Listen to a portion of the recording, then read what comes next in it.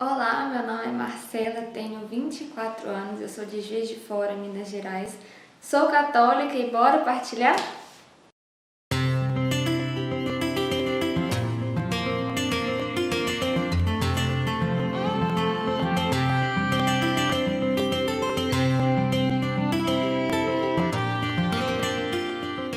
Eu sempre fui católica, eu tive a graça de nascer num ambiente católico, a minha família estruturada, e a minha mãe foi minha primeira catequista, então desde criança assim eu tenho muito acesso às coisas espirituais, às coisas de Deus. Eu também tive a oportunidade de estudar num colégio católico até a minha quarta série, né, que hoje é o quinto ano, onde a gente sempre rezava antes de ir para a escola, para aula, antes de comer. Tinha uma disciplina muito boa para criança, que eu acho que é muito importante. A gente tinha fila para entrar na sala, aquela coisa toda. Aí depois chegou a adolescência e eu comecei a participar de um grupo jovem, só que aconteceram muitos problemas nessa época, porque eu via que as pessoas pregavam uma coisa, mas não viviam aquilo, e aquilo começou a me deixar num grande desconforto, né? Eu tinha meus 12 anos, por aí, 13 anos, e aquilo começou a me desanimar muito da igreja, porque eu não via aquela coerência. Aí depois o grupo jovem, ele acabou, eu também fiquei sem participar de nada, fiquei meio que solta, né? Então isso contribuiu para que eu me afastasse da igreja, assim. Eu ia só na missa, mas eu não tinha uma vontade de estar na igreja. Com isso eu comecei a sair muito com os meus amiguinhos, mas assim, conheci muita coisa assim dessa fase e foi um momento que eu saí bastante assim das coisas da igreja. E depois quando eu mudei de escola, fui para o ensino médio. Lá tinha um grupo, uma célula de protestantes, e eles falavam que era aberta a todas as religiões, mas que podia frequentar quem quisesse, e eu comecei a ir, porque era um momento que eu podia ouvir também da palavra de Deus, e aos poucos eles iam incutindo questões protestantes, e eu comecei a ficar muito envolvida com aquele ambiente. E uma coisa que eu via lá, que eles viviam um pouco do que eles falavam. E aquilo me atraiu muito, porque eu falei assim, então existem pessoas que falam e vivem, né? E com acesso mais à Bíblia, porque no que eu tinha nos grupos, assim, era só aquele acesso à Bíblia, mas meio genérico, né? Porque sempre a fé era colocada como amor, a generosidade, essas coisas muito genéricas, mas não com concretização de vida, de conversão. E aí eu, então, fiquei muito puxada pela vida ali deles e quase virei protestante, assim. Eu comecei a frequentar umas igrejas evangélicas, comecei a estudar um pouco a Bíblia, e aí comecei a ver as contradições, principalmente a questão das imagens, aquela coisa toda, e eu fiquei com uma grande revolta da igreja, porque eu achava que a igreja era uma mentirosa, era uma falsa, mas que naquela época foi o alimento que eu recebi, foi o que eu tinha. Mas graças a Deus a minha mãe também, né, que sempre foi muito católica, e também tinha um amigo padre, assim, eles rezaram muito por mim. E eu acho que foram as orações deles que me manteram na igreja, porque eu tinha muita sede, eu tinha muitos questionamentos bíblicos e ninguém sabia me responder, todo mundo falava assim, você não tem que ser biblista, porque isso é coisa de protestante, você tem que aceitar o que está na tradição da igreja. O que é a tradição da igreja, então você tem que aceitar porque é a fé da igreja, não sei o quê. Só que aquilo não me saciava, eu queria algo da Bíblia, sabe? Eu sempre tive muita questão da Bíblia. E então foi um momento muito confuso, assim, da minha história. Passado um tempo, entrou uma anjinha na minha vida chamada Daniele e que ela me chamou para fazer um retiro católico chamado Nova Vida, promovido pela Escola de Evangelização Santo André. E eu falei, vou lá ver, relutei muito pra ir, mas acabei indo, assim, né? E foi o encontro que eu tive, o meu primeiro encontro pessoal com Jesus, onde eu realmente tive aquele mergulhar no querigma, e que foi algo que marcou a minha vida, que eu conheci mesmo o amor de Deus, toda a dimensão de salvação. Eles tinham muita coerência, era um grupo muito feliz, que tinha música. E foi na Escola Santo André que eu tive aquele insight, assim, de estar na igreja. Eu comecei a participar da comunidade e conhecer um lado dos carismas que eu não conhecia. Quando eu completei 18 anos, eu comecei a ter um relacionamento afetivo com uma pessoa que não era muito de igreja, muito ligado a questões políticas de esquerda, né? Então, assim, foi um momento bom para minha vida, assim, que eu aprendi muito, que eu cresci em muitos aspectos, mas nós tínhamos muitos conflitos ideológicos.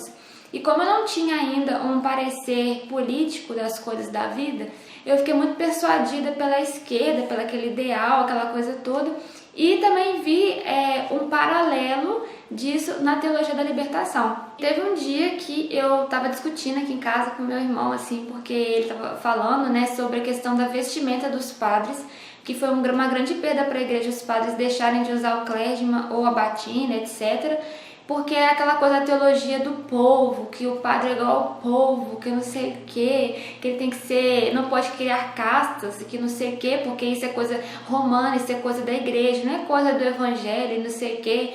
E começou dessas divisões, e eu fiquei muito assim falando isso com meu irmão, ele querendo, né, me ajudar, ele falou, olha, vê um vídeo, me mandou um vídeo no YouTube de um padre explicando por que ele usava batina, e aí começa a minha verdadeira conversão, que vai ser a minha primeira batina que me converteu.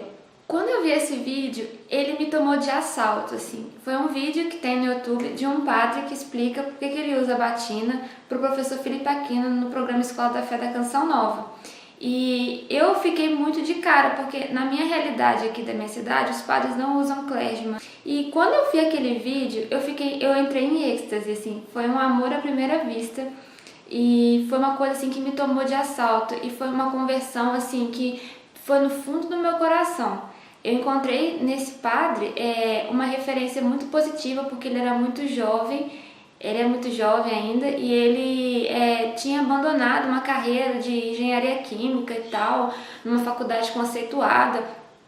E eu achei aquilo muito assim, como é que pode um jovem, assim, né, com tantas coisas na vida, e ele abrir mão para usar uma batina.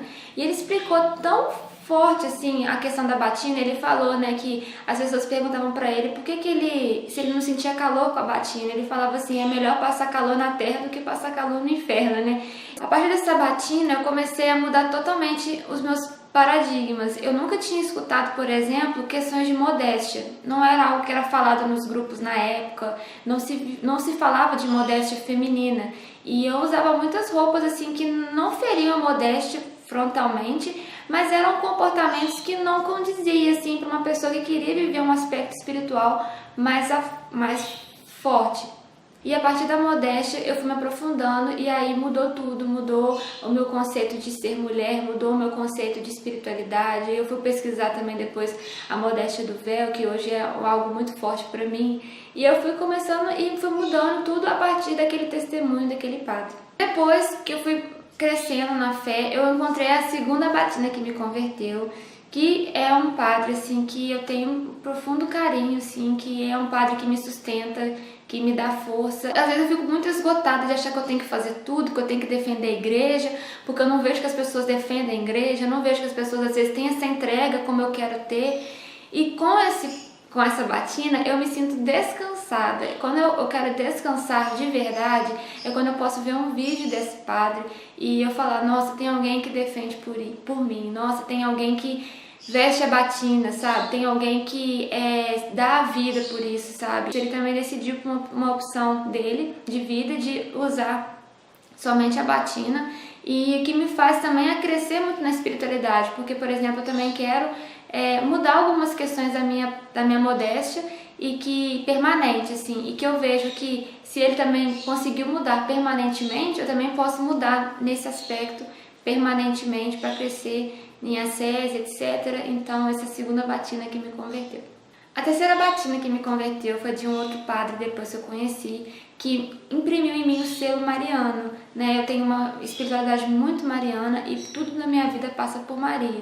E através dessa batina também eu conheci esse valor heróico, sabe? De ser Maria, de não ter vergonha de ser Maria, e que a gente pode sim, né, resgatar o que é o ser católico, né? Porque infelizmente por algumas questões de ecumenismo a gente acabou perdendo algumas diretrizes da nossa própria fé. E nesse padre eu vi que o que é ser católico, assim, no sentido de não perder essas referências do ser Maria, de ter a batina, de que a gente pode sim estar nos tempos modernos, de viver tudo que a gente tem que viver, mas sem perder as nossas referências de ontem, hoje e sempre, como a questão de Maria. Foi um resgate na minha espiritualidade que hoje é determinante para a pessoa que eu sou. Então essa foi a terceira batina que me converteu. A quarta batina que me converteu foi de São José Maria Escrivá, que é o padre fundador do Opus Dei, e que foi uma batina assim, que entrou em cheio na minha vida, que a minha espiritualidade toda é voltada pelo carisma de São José Maria. E foi o padre que me mostrou que eu posso sim, né, ser mulher e estar na igreja, ter meu apostolado e deixar de ter uma espiritualidade utópica, uma espiritualidade nos ares, para concretizar isso no relacionamento humano, no trabalho do dia a dia, no apostolado da amizade, no apostolado da confidência.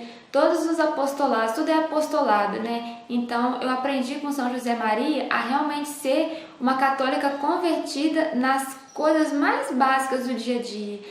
De cortar uma cebola, não cortar uma cebola por ela mesma, mas cortar como um apostolado, né? Então São José Maria também me trouxe toda essa dimensão, que ele também é um padre do nosso tempo, um padre que é santo, né, canonizado pela igreja, e que me deu esse aspecto de acolhida, de saber que a santidade também é para os leigos, que a santidade também é para as mulheres, assim, leigas, né, que trabalham, que têm apostolados, e também principalmente a questão do celibato, né, que eu depois me aflorei por essa escolha e também foi muito pautada por São José Maria, que dá muito valor para o matrimônio, tem assim escritos belíssimos sobre a família, mas que também trouxe esse resgate do celibato para os leigos, né, não somente para quem vai para uma vida religiosa. E por fim eu tive uma quinta batina que me converteu, porque depois eu tive uma outra queda também nesse processo da minha conversão, que eu fiquei muito tradicionalista, eu me fechei muito na minha espiritualidade, me fechei muito nos carismas, a questão da RCC. E eu via muitos erros litúrgicos na RCC, eu via muita teologia da libertação, e aquilo me deu um ranço muito grande, que me fez me afastar muito do carisma que eu tinha encontrado a Deus, né? Que era pelas novas comunidades e tal. Mas eu comecei a intelectualizar muito as coisas, do tipo, isso é pra quem precisa, é pra quem precisa do sensível, eu não preciso mais disso, agora eu já tô na razão, aquela coisa toda. E aí eu fiquei um pouco soberba nesse sentido, né? E começou a dividir, né? Por exemplo, se eu quero viver as tradições da igreja, eu tenho que ser tradicionalista, porque uma pessoa da RCC, ela sempre vai querer ser progressista, querer mudar a igreja, vai sambar com a liturgia e vai querer mudar as coisas como se Bento XVI fosse uma coisa e Papa Francisco fosse outra, né? E não fosse algo que é uma coisa só, mas as pessoas querem dividir como se a igreja católica ela muda, né? E não, ela é a mesma sempre. Foi que esse ano eu fui num congresso da Renovação Carismática no Carnaval e eu encontrei com um padre de batina lá no meio do povo. Eu achei aquilo muito curioso, depois eu vim investigar a comunidade que ele era, comecei a frequentar essa comunidade e eu vi que ser carismático não quer dizer que você não vai ser igreja, que você vai ser teologia da libertação, que você vai sambar com a liturgia e que nós não podemos ter essa soberba de querer eliminar o sensível da nossa vida, porque os sacramentos são sinais sensíveis também. Então, tudo passa pelos nossos sentidos. Então, o Espírito Santo também passa pelos nossos sentidos. E o carisma, ele tá aí para que Deus quer nos dar. O Espírito Santo quer nos dar os seus carismas, mas a gente se abrir a eles. E o fato de hoje eu estar redescobrindo novamente a questão dos carismas e das novas comunidades, que foi por onde eu encontrei o primeiro amor de Deus, pode também ter a tradição, a liturgia bem vivida. Usar o véu, usar o clésma, usar a batina, usar o latim, porque tudo isso é ser católico e não de uma geração e não de uma forma de ver a igreja. Tudo, ser católico é ser universal. Então é isso, esse foi o meu Bora Partilhar. Espero que vocês tenham gostado. Hoje eu sou muito feliz com tudo que Deus fez na minha vida, de todos os processos que eu cresci dentro da fé católica e principalmente eu posso me identificar como católica, apostólica, romana, beneditina, mariana e carismática. Sou tudo isso ao mesmo tempo e ser católico é ser universal, né? Não é ter um aspecto aqui, um aspecto lá, mas é viver a tradição no Espírito Santo, porque o Espírito Santo não faz coisas novas, mas faz novas todas as coisas. Espero que vocês tenham gostado. Se quiser conhecer mais do meu trabalho de apostolado, eu tenho lá o canal Caritas in Veritate. Se inscreva lá, conheça, para também partilhar lá sobre as questões da catequese da nossa fé. Um grande beijo para vocês, graça e paz.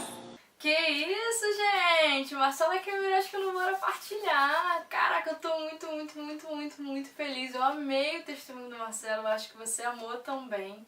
Pra quem não sabe, eu acho muito difícil você não saber disso. A Marcela tem um canal aqui no YouTube, que é o Caritas in Veritate. Eu já falei dele algumas vezes.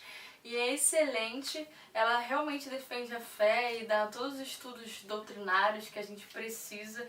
É outro nível, né, gente? Vamos, convenhamos, é outro nível. Tô muito feliz, achei muito interessante o fato da mãe dela ser catequista. O questionamento que tantos de nós, todo mundo tem sobre quem realmente deseja encontrar a verdade, tem esse questionamento. Pô, mas a pessoa prega uma coisa e não vive. E graças a Deus... tipo assim, essa revolta ou essa intriga não foi determinante, assim, não foi a última palavra na vida dela, porque seria um grande desperdício para nós, né? Então, caraca, eu tô muito feliz e achei interessante também. Eu tô fazendo a partilha sem da partilha, né? Mas, porque assim, quando ela teve uma experiência dela com Deus, mas a segunda conversão, a grande metanoia, foi através de um vídeo no YouTube, né?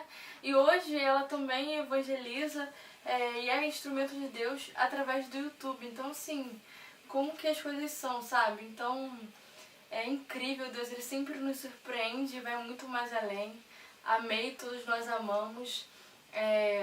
Se você gostou desse vídeo, dê um like, compartilhe, deixe nos comentários o que você achou, manda uma mensagem para a Marcela, que agora ela está fazendo uma experiência vocacional, está meio offline, mas ela vai ver ou eu falo para ela, enfim, manda seu alô para ela. Se inscreve no Caritas in Veritate também, vai lá ver os estudos, vou deixar aqui na tela a descrição. E é isso, se você tem um testemunho também para contar, envie o seu testemunho, bora partilhar, gente, bora partilhar. Tô muito feliz mesmo. E é isso, um beijo, fique com Deus, tchau!